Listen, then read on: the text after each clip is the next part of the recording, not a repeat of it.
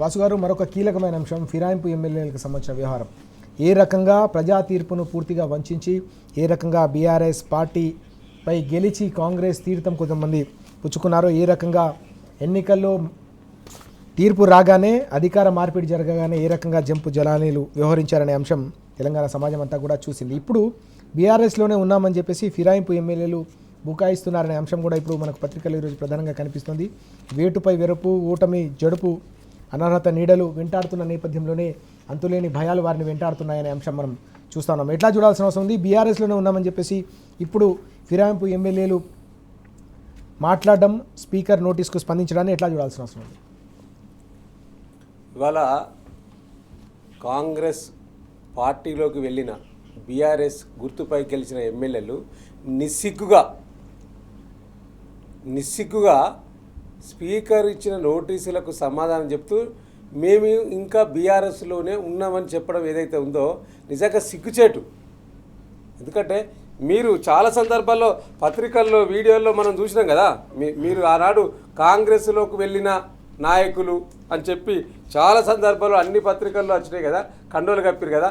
ఆ కండువలట దేవుని కండువలట, ఆ కండువలు దేవుని కండువలా? అయితే నేను ఈ సందర్భంగా ఒక బీఆర్ఎస్ పార్టీ కార్యకర్తగా నేను ఎవరైతే పార్టీ మారాలని చెప్పిన 8 మంది ఎమ్మెల్యేలు, 10 మంది ఎమ్మెల్యేలను పిలిస్తే 2 సమాధానం చెప్పలేదు, 8 మంది ఎమ్మెల్యేలు సమాధానం చెప్పారు.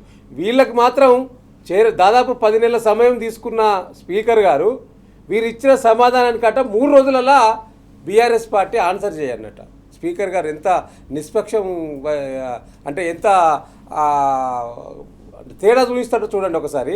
వీరికి మాత్రం 10 నెలల సమయం ఉంటుంది, వీరు పార్టీ మారలేదు అంటుండ్రు, దీనిపైన మీ సమాధానం ఏందని చెప్పి బీఆర్ఎస్ పార్టీని నోటీసులు ఇచ్చింది. అంటే 3 రోజుల్లో చెప్పాలని, సమాధానం చెప్పాలని. అంటే ఎంత చూడండి ఎంత తేడా ఉందో. ఇవాళ నేను పార్టీ మారలేదని చెప్పే ఎమ్మెల్యేలకు ఒక విజ్ఞప్తి చేస్తూ ఉన్నాను. ఈ 8 మంది ఎమ్మెల్యేలు ఎవరైతే పార్టీ మారలేదని చెప్తా ఉన్నారో, మీరు పార్టీ కండో కప్పుకొని ఉన్నారు. అదేవిధంగా మీ నియోజకవర్గంలో మీరు కాంగ్రెస్ కార్యకర్తలుగా కాంగ్రెస్ పార్టీ నాయకులుగానే చెలామణి అవుతున్న సందర్భం చాలా సందర్భాల్లో వీడియోలో చూసినాం కదా. మీరు మాట్లాడిన తీరు కూడా చూసినాం కదా. సో కాబట్టి మీరు పార్టీ మారకుంటే తెలంగాణ భవన్కు రండి, ఒక ప్రెస్ మీట్ పెడదాం ప్రభుత్వం పైన.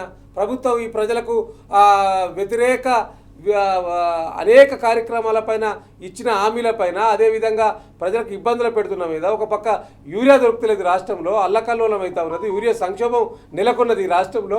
ఆ యూరియా మీద ప్రశ్నించడం రండి, ఒక ప్రెస్ మీట్ పెడదాం రండి తెలంగాణ భవన్కు. ఇలా ఎవరైతే పార్టీ మారలేదని చెప్పిన 8 మంది ఎమ్మెల్యేలు ఉన్నారో దయచేసి రండి, ఇలా తెలంగాణ భవన్కు రండి. పార్టీ కేంద్ర కార్యాలయానికి ముఖం ఉన్నదా? మీకు అచ్చే ముఖం ఉన్నదా? ఇవాళ సుప్రీంకోర్టు ఇచ్చిన తీర్పును, సుప్రీంకోర్టు ఇప్పటికే అనేక కేసులలో కూడా పార్టీ మారిన ఎమ్మెల్యేల పైన తీర్పు ఉన్నది. కాబట్టి మీ మీద వేటు పడడం ఖాయం ఖాయం ఖాయం. నీచ రాజకీయాలకు ఒక నిలువుటద్దంగా ఈ సంఘటన మనకు కనబడుతుంది. దొంగతనం చేసి పగలే దొరికిన వాడిని వీధిలో పట్టుకొని 100 మంది గుమిగూడితే వాడి సమాధానాలు ఉంటాయి చూడండి. ఓటికోటి అంతు కొంటూ లేకుండా సమాధానం చెప్తుంటారు. అట్లాంటి సమాధానాలు ఇప్పుడు ఇక్కడ మనకి స్పష్టంగా వినబడుతున్నాయి. వాస్తవంగా ఇవాళ కాంగ్రెస్ పార్టీ ఓడిపోయింది. అట్ ది సేమ్ టైము అంటే వీళ్ళని ఆహ్వానించి తీసుకున్నటువంటి పార్టీగా, అట్ ది సేమ్ టైం చేరినటువంటి వీళ్ళు ఓడిపోయినారు. ఎన్నికలే రావాల్సిన అవసరం లేదండి. ఇవాళ వాళ్ళు కనీసం ధైర్యంగా మేము ఈ పార్టీలో చేర్చుకున్నాం, మేము ఈ పార్టీలో చేరినామని చెప్పకపోగా, చేరినాడు కండోగాలు కప్పినాడు పెద్ద పెద్ద మాటలు మాట్లాడిన వాళ్ళు మేమెందుకు చేరినా మాకు సంబంధం లేదని పబ్లిక్గా మాట్లాడుతున్నప్పుడే వాళ్ళు శాశ్వతంగా ఓడిపోయారు. ఒక్క ఎన్నికల కోసం కాదుగా.